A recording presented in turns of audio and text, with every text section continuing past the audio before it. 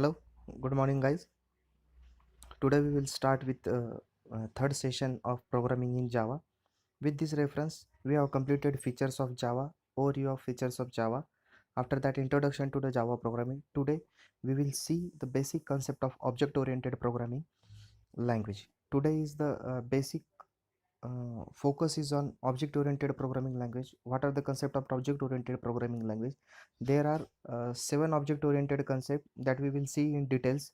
After that, we will see introduction to Java programming, overview of introduction to Java programming. After that, features of Java.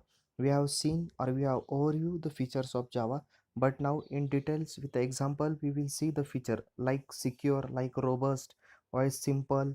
We will see with the example. After that, simple Java program, and after that, Java virtual machine, bytecode, and JIT compiler. This is the content of your first unit. As we have well known about introduction to Java programming and features of Java. Today we will start with object oriented programming concept. We'll start with overview of object oriented programming. After that, we will see the content of it, how many object oriented concepts are there, which is the example that suits with all the concepts. I will explain each and every concept in details. First, emphasis is on data rather than the procedure.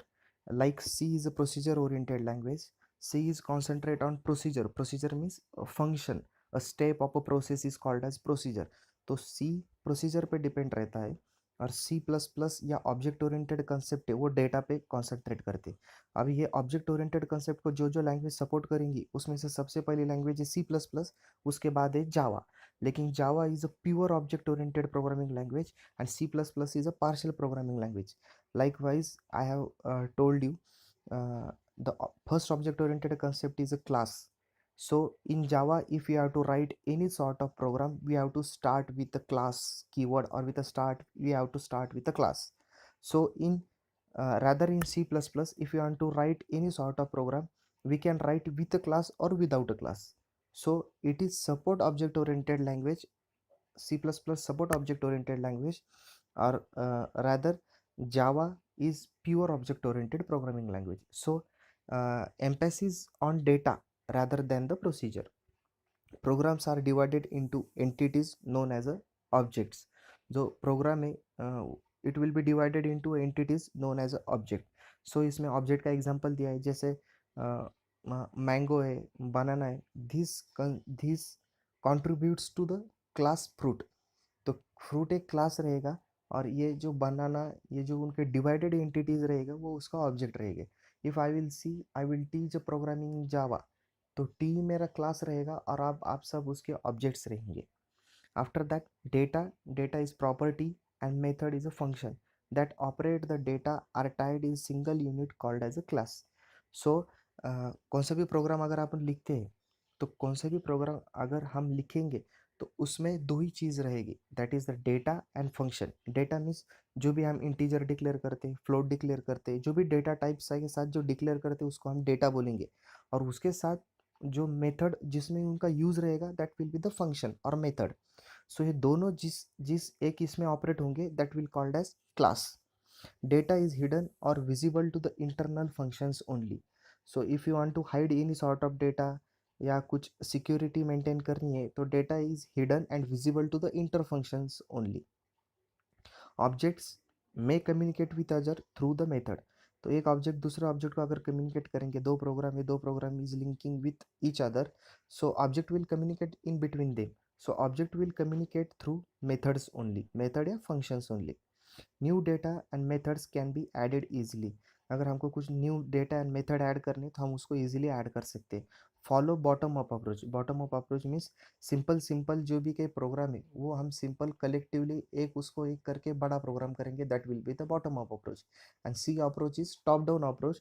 जो top down approach में क्या होगा, एक बड़ा program रहेगा that will be divided into smaller smaller smaller part, and vice versa of that top down is bottom up approach. So starting with, this is the object oriented concepts. These are the major object oriented concept. Rather than this, there are one to two concepts I will explain. First concept is objects, next second concept is classes. after that data abstraction and encapsulation, after that inheritance and slash reusability. Inheritance also known as reusability, polymorphism and data binding. Objects are runtime entities, that is person, place, account, data, real world things. Objects communicate by sending messages to each other. For example, customer and accounts are two objects and customer can send a message to ask account about balance. Each object contains data and code to manipulate the data. अभी objects क्या होता है, जो class का जो भी रहेगा, class में जितने भी हम डेटा लेंगे या जितने भी फंक्शंस लेंगे, उसको अगर एक्सेस करना है तो I have to create objects of that class. So object का यूज़ क्या है, इसको रन टाइम एंटिटी क्यों बोलते हैं, क्योंकि objects will provide memory address space to the class.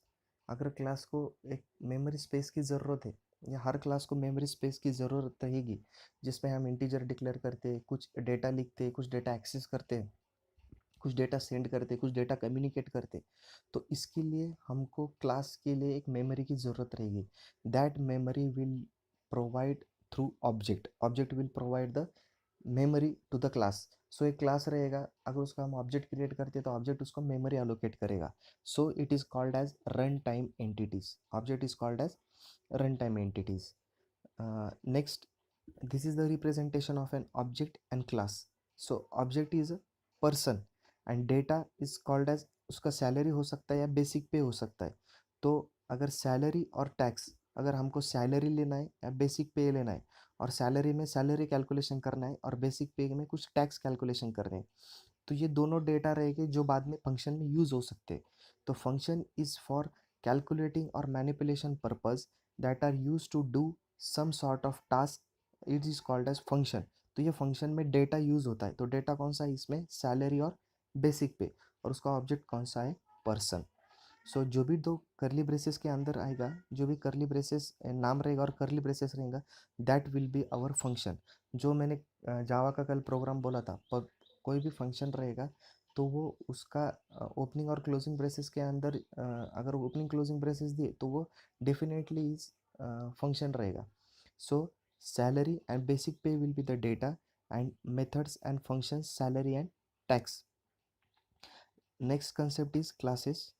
Objects contains data and code to manipulate that object. So class contains the set of data and code for the object. Class is a user defined data type. Once class has been defined, we can create any number of objects.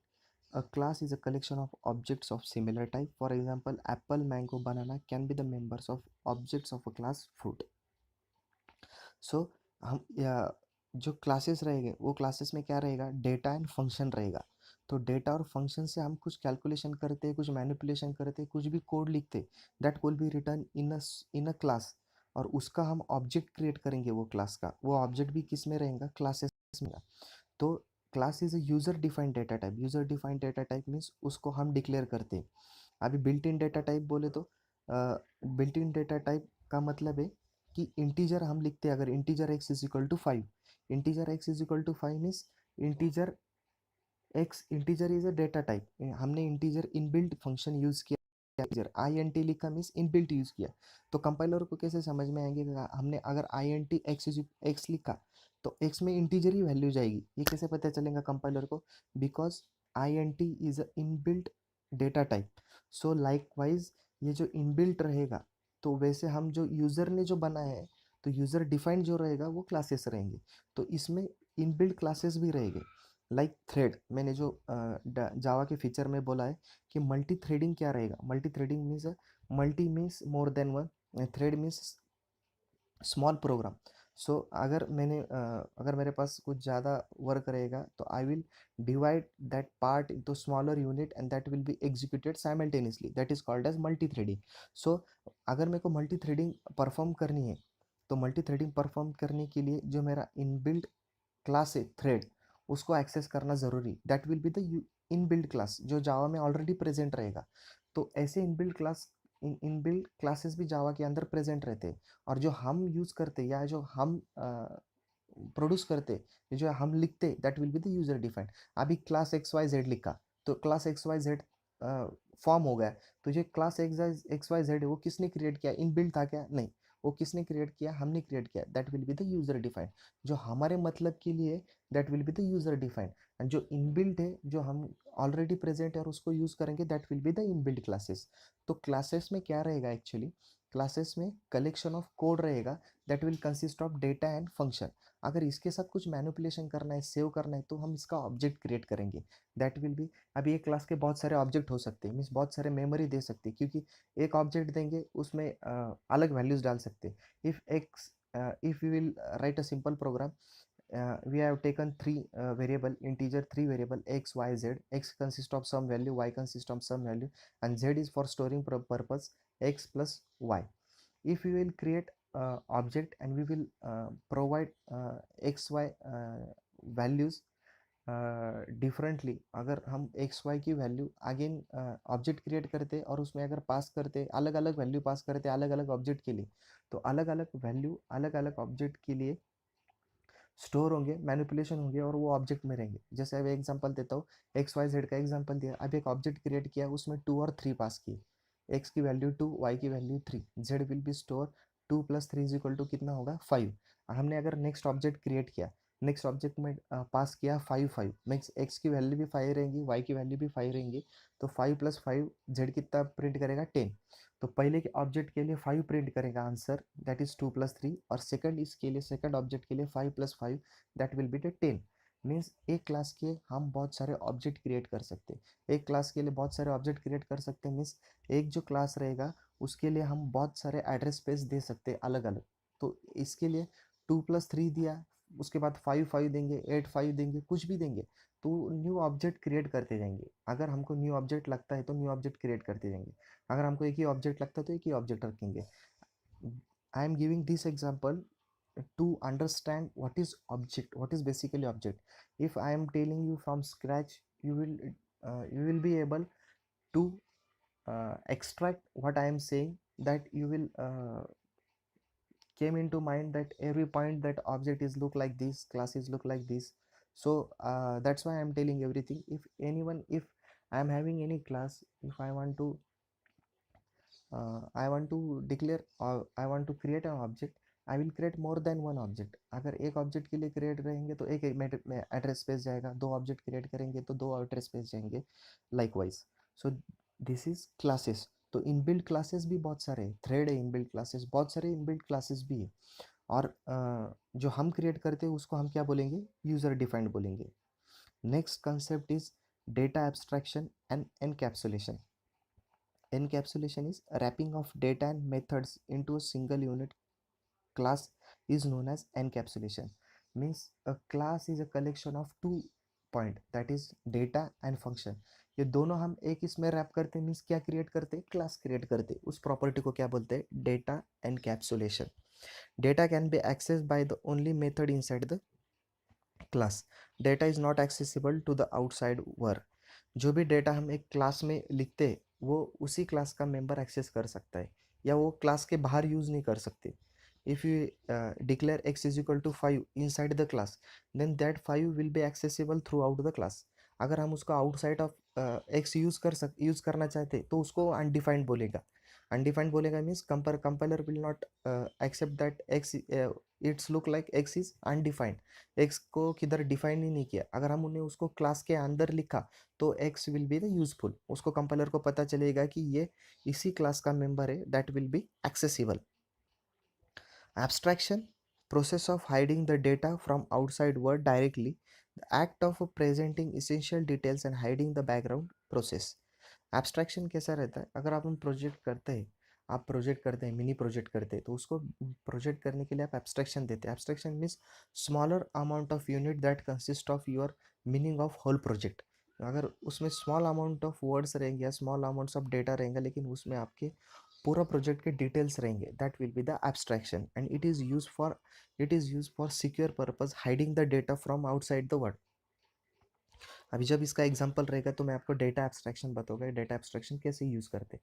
Data abstraction is for use for hiding a security purpose.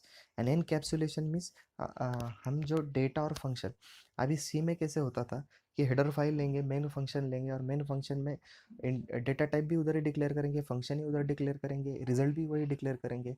लेकिन जब हम जावा में आते तो उधर एक class रहेगा, जो क्लास में कंसिस्ट रहेगा, एक स्पेसिफिक क्लास रहेगा। अगर सैलरी, तो सैलरी में सब रहेगा, बेसिक पे, HRA, TA, DA सब रहेगा, तो वो उसका क्लास होगा। अगर मैं क्लास ऑफ स्टडीज़ लेता हूँ तो वो स्टडीज़ में कैसे मार्क रहेंगे, that is mark of your M1, M2, M3 और any types of project, then we will retrieve from result in that class.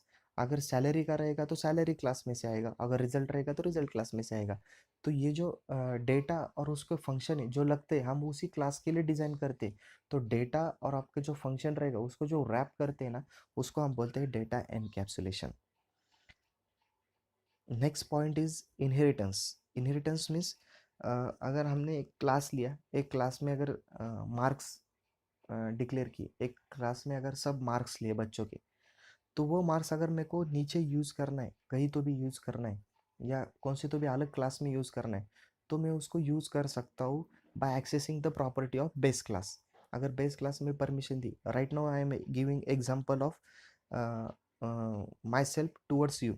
if I am a base class, I am delivering lecture to you, you are accessing all my knowledge, or you are accessing my video, so I am giving you the content and you are accessing it, so you are inheriting me. I am a base class and you are derive class. जो knowledge देता है या जहाँ से derive करते हैं उसको हम बेस क्लास बोलेंगे, और जो क्लास डिराइव कर रहा है उसको डिराइव क्लास बोलेंगे। So there will be a super class concept. The super class concept means मैंने कहाँ से पढ़ा है, अगर आप मेरे को डिराइव कर रहे हो, मैंने कहाँ से तो भी डिराइव किया होगा, that will be the super class. super base class we can call it as base class or super base class means agar if I have driven all the knowledge from books, let called as reference black book of Java, so that will be the super base class for you. I am derived class for the that, and if you are deriving me, then I am base class, but I am not a super base class. Okay, this is concept of inheritance. Then what is use of inheritance? अगर हमने उसको reuse किया है तो we have save us code, we have save us time, we have save us all the manipulation, all the things, all the logistic that are driven to write that code or driven logic for that code. So ये all हमारा बच जाएगा। अगर मैंने आपको study करके बताया तो आपको वो टाइम बच जाएगा, if you will get me only. अगर मेरे को आप मेरे को डिराइव से, तो आपको वो सब नॉलेज जो मेरे पास है। तो I am a best class for you and you are the derive class, so it is called as concept of inheritance. अगर जो जैसा हम कोई भी प्रोजेक्ट करते, तो कोई भी प्रोजेक्ट या कैलकुलेशन के लिए अगर कैलकुलेटर की ज़रूरत है, तो एक कैलकुलेटर का क्लास लूँगा मैं एक, उसमें कैलकुलेटर के सब मैनिपुलेशन लूँगा या सब मेथड्स लूँगा। अगर वो मेरे को अलग प्रोजेक्ट में चाहिए तो मैं खाली उस क्लास को इनहेरिट करूँगा, तो सब एक्सेस उधर आ जाएगा और I will able to run that calculator, or I will able to do the calculation that are present in that class. So this concept is called as inheritance. I will uh, I will read the point that are given in the PPT. Inheritance: process by which object one class acquire the properties of object of other class. For example, class eagle has the all property of class bird. In OOP it support reusability, that I already told you. It means that we can add the additional feature to an existing class without modifying it. The new class have the feature of both the classes. So we will moving ahead towards polymorphism. Polymorphism is ability to take more than one form. More than one form. For example, plus is used for addition if the operands are integer as 2 plus 3, and the concatenation if the operands are string as 2 plus 3. The method is overloading. Like I am giving a polymorphism example. Polymorphism, it is consist of two word. Poly means more than one, morphism means behavior. अगर एक ही type का data है लेकिन उसका behaviour अगर अलग अलग रहेगा तो उसको हम पॉलीमॉर्फिज्म बोलते हैं। In this first example, if the data type is integer 2 plus 3 means it will calculate the output 2 plus 3, it is addition purpose 2 plus 3. And if the data is string, अगर स्ट्रिंग में अगर data है तो कैसे पता चलेगा, तो उसको सिंगल कोट में लिखते हैं। सिंगल कोट में जो भी लिखेंगे वो ऑटोमेटिकली किस में कन्वर्ट हो जाएगा, स्ट्रिंग में कन्वर्ट हो जाएगा। ये इंटीजर डेटा टाइप है लेकिन ये स्ट्रिंग में कन्वर्ट किए, तो स्ट्रिंग में 2 कन्वर्ट किया है प्लस 3 कन्वर्ट किया है, लेकिन यहाँ पे 2 प्लस 3 नहीं होगा, ये दोनों का कॉन्केटनेशन होगा। क्योंकि अगर स्ट्रिंग मेरा नाम नितिन तवार है, तो अगर if I want to concat both the string, तो डबल कोट में सिंगल कोट में नितिन आएगा प्लस कॉन्केट करूंगा और नेक्स्ट सिंगल कोट में तवार आएगा। तो this will be use as नितिन तवार for concatenation purpose.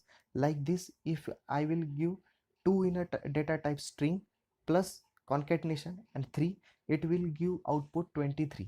If I will simply remove the single quote, it will be converted into integer data type, and 2 plus 3, it will give output 5. So here is the concept of plus operator. Plus operator, in if data type is integer, then it will give addition. If data type is string, it will concat the string. So plus is having multiple behavior at multiple situation. सो अगर situation जैसी रहेंगी उस हिसाब से अगर वो behave अलग अलग करता है तो उसको हम पॉलीमॉर्फिज्म बोलते हैं। तो addition here is 2 plus 3 will given output 5, and single 2 single quote, that is string 2 plus string 3 will give output 23. This is concept of polymorphism. Next concept is dynamic binding. Dynamic binding, at the example of any type of function overloading, I will explain function overloading. At that time I will explain dynamic binding. Dynamic binding का एक overview देता हूँ क्या होता है। हम जब function लिखते हैं तो फंक्शन कैसे लिखते हैं, ऐड और ब्रेसेस देते हैं। मीन्स अगर मैंने इंटीजर एडिशन फंक्शन लिया तो उसमें हम ब्रेसेस देते हैं या कुछ तो भी डेटा पास करते हैं। अगर हमने सेम ऐड लिया लेकिन डेटा टाइप अगर डिफरेंट लिया तो उसको फंक्शन ओवरलोडिंग बोलते हैं। तो ये कंसेप्ट में आपको जब फंक्शन ओवरलोडिंग आएगा ना, तब मैं आपको डायनामिक बाइंडिंग एकदम अच्छे से बता पाऊंगा। अभी अब मैं अगर एक्सप्लेन करता हूँ what is dynamic binding, you will not get that, आपको ऊपर से जाएगा क्योंकि आपको कुछ कंसेप्ट नहीं पता कि ओवरलोडिंग क्या है। आपको बेसिकली फंक्शन का स्ट्रक्चर कैसे लुक लाइक है वो भी अभी तक पता नहीं। तो I will explain when program will come, I will explain in detail what is dynamic binding. These are the introduction to the Java programming. These slides I have already explained. These are the compiler and interpreter, portable, object-oriented concept, robust and distributed. I have tell feature, multi-threading and other features. Simple Java program. We'll uh, explain each and simple Java program in a next lecture. Hope all the guys have done with the JDK installation.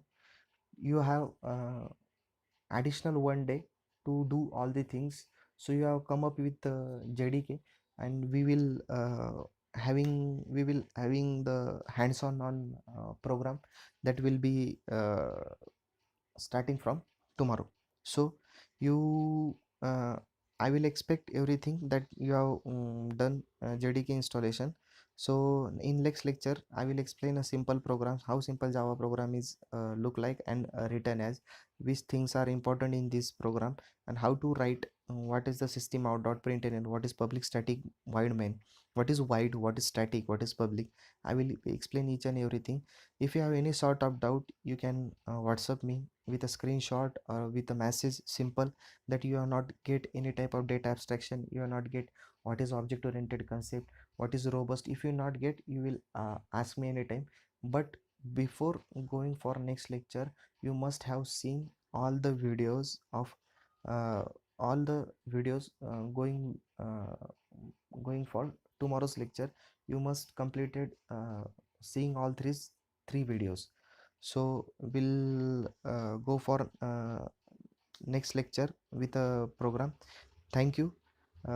Thank you very much.